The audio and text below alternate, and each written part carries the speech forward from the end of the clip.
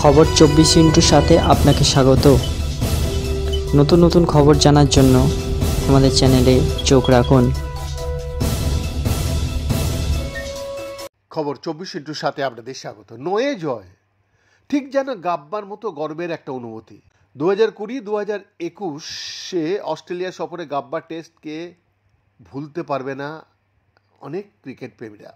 একঝাঁক তরুণ ক্রিকেটারকে নিয়ে দুর্গ ভেঙেছিলেন রাহানে, সিরিজও জিতেছিল ভারত।